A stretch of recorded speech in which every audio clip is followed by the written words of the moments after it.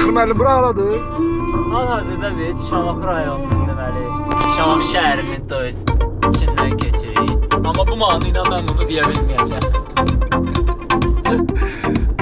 Arkada bizim qonaqlarımız var. Deməli bu Emil bəydir. Abu Dhabi'dən gəlir. Kodini şirkətinin vitse-prezidentidir. O biri də Akkord şirkətlər. Akkorddur, biz Akkorda baxırıq. Kodini qardaşdır. İtalyan dili tərcümə edəcəm. La İtalyan Latini. İtalyana etta makaroni. Spagetti. Bəli, Şamaxı şəhəridir bura.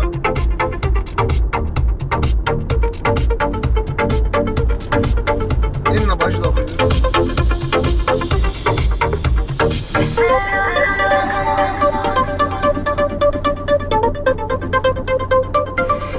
Bir günün yolu üstündə.